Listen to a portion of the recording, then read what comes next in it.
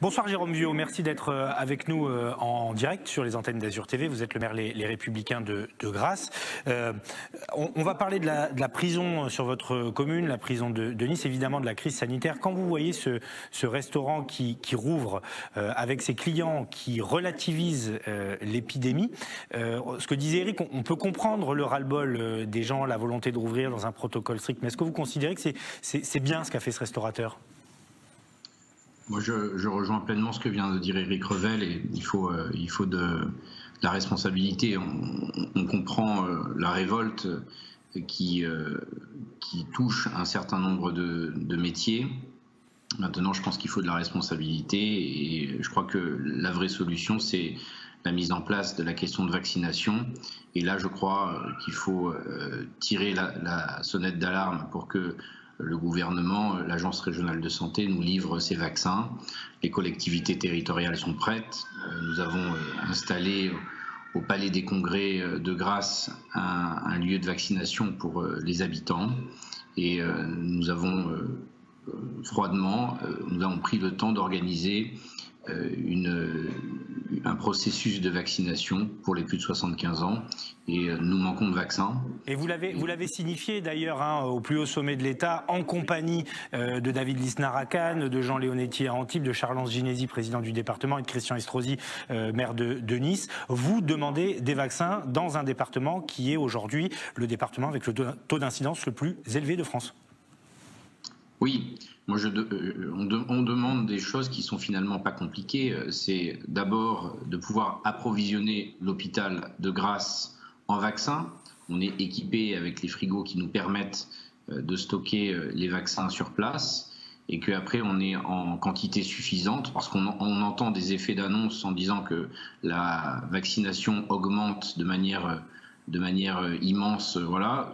Dans les cas, dans la réalité, dans le quotidien, moi je ne constate pas cette augmentation et cette montée en puissance suffisante, et je demande à ce que nous puissions être alimentés en vaccins, parce que la population attend ça, parce que je crois que c'est la seule solution que nous avons si on veut rapidement sortir de cette situation difficile qui, on l'a vu, met les gens à bout de nerfs. L'économie souffre, les restaurateurs, les bars, je pense au monde de la culture, je pense au monde du sport, aux associations, à toutes les personnes qui attendent de retrouver une vie normale après cette période-là, et qui attendent de finalement gagner leur vie. Et Jérôme Viaud, je crois que la solution, c'est vacciner les gens. Alors justement, vacciner les gens, vous avez raison, c'est la bonne solution. Ce soir, on a quand même cette bonne nouvelle. Israël, qui est le pays où on vaccine le plus, a noté un taux de 50% de moins de personnes âgées hospitalisées grâce à ce vaccin. Je crois qu'ils sont à 5 millions ou 6 millions de vaccinés. Mais sur la responsabilité du gouvernement, quand vous voyez par exemple un laboratoire comme AstraZeneca, dont le vaccin va sans doute être à la fin de la semaine homologué par l'Europe, qui ne délivre pas les doses qu'il avait promises, est-ce que c'est la faute du gouvernement ou la faute de l'Europe qui a commandé ces vaccins au nom de tous les pays et qui se retrouve devant des laboratoires qui disent on est désolé, mais on ne vous donnera pas les doses promises? C'est le gouvernement ou l'Europe? Alors moi, il ne m'appartient pas et d'abord, je crois que ce n'est pas le moment de tirer les responsabilités et de tirer à boulet rouge sur les uns ou les autres. Moi, ce que je demande, c'est quand il y a des déclarations au plus haut niveau de l'État, simplement que ces déclarations elles soient suivies d'actes. C'est pas compliqué. Si on nous dit vous allez être alimenté en vaccin, ouvrez des centres de vaccination, qu'on associe tous les médecins de ville, tous les pharmaciens, toutes les infirmières, tout le monde hospitalier, tous les bénévoles qui veulent venir, et que tout ça est en place, on a l'air bien stupide devant la population quand on est obligé de refermer un centre de vaccination pour faute de vaccin. Vous en avez refermé à Grasse ?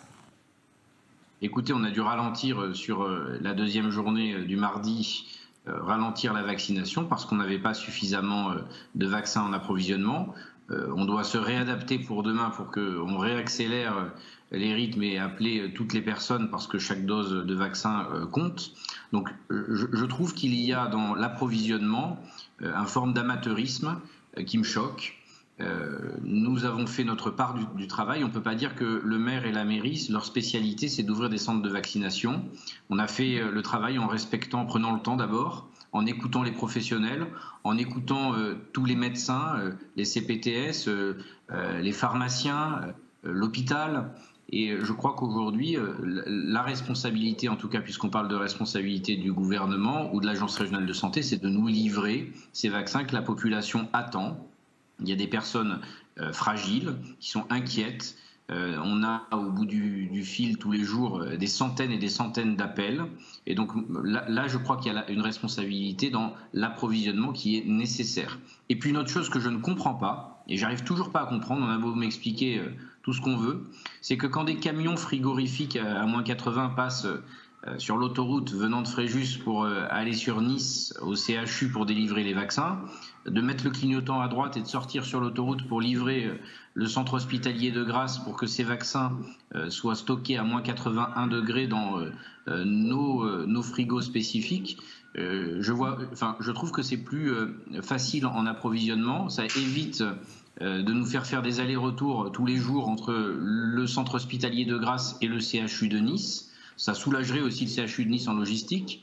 Et je crois que ce serait quand même un gain de temps. On parle souvent d'empreinte carbone. Commençons à appliquer un peu des trucs comme ça, quoi. Enfin, moi, je comprends pas ça. Voilà. Donc, on est prêt, on travaille. Oui, et vous avez besoin de doses et de plus de pragmatisme. C'est le message que vous lancez ce soir autour de cette vaccination.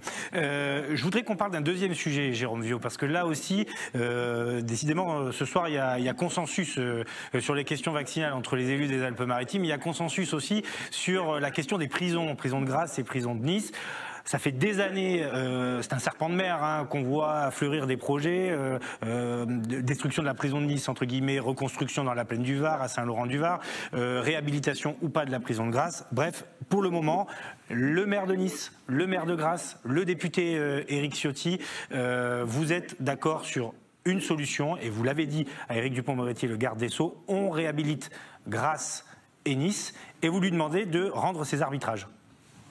Oui. Pour être clair et concret, le président de la République, quand il s'est présenté devant les suffrages, a annoncé qu'il amènerait une solution à la question du manque de places carcérales dans un calendrier qu'il a revu déjà par 2 fois. Il avait parlé d'abord de 6 ans, puis de 12 ans. En France, on manque en tout cas de places en milieu carcéral. Il y a eu des débats dans les Alpes-Maritimes qui ont été turbulents. Je pense aujourd'hui que Grasse et la sous-préfecture des Alpes-Maritimes a un pôle judiciaire, un pôle avec un très grand tribunal de grande instance, avec un tribunal des prud'hommes, un tribunal de commerce, une sous-préfecture, une maison d'arrêt, un hôpital. Et que de doubler la capacité carcérale à Grasse, in situ, permettrait de régler beaucoup de choses pour doubler une situation aujourd'hui qui est de 500 places à Grasse et qui est suroccupée à plus de 600 détenus sur la maison d'arrêt. J'ai proposé, Christian Estrosi lui aussi a proposé de réhabiliter la prison de Nice, et nous proposons ensemble, dans un courrier commun, au garde des Sceaux, au Premier ministre que j'ai saisi, que ces arbitrages soient enfin rendus. Moi, je souhaite que Grasse puisse ancrer définitivement son pôle judiciaire, son pôle de sous-préfecture. J'ai demandé des contreparties financières aussi pour la ville, qu'on revoie sa dotation globale de fonctionnement qui est anormalement basse.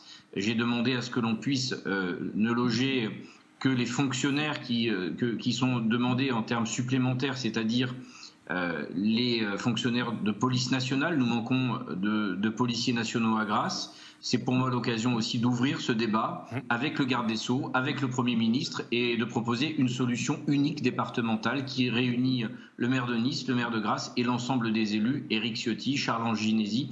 Et je crois que les maires de Saint-Laurent-du-Var, de la Gaude ou d'ailleurs soutiendront cette proposition. Oui, ils n'étaient pas forcément pour une prison sur leur territoire. Merci beaucoup, Jérôme Viaud, maire Les Républicains de Grasse. Merci d'avoir accepté notre invitation ce soir en direct sur les antennes d'Azur TV.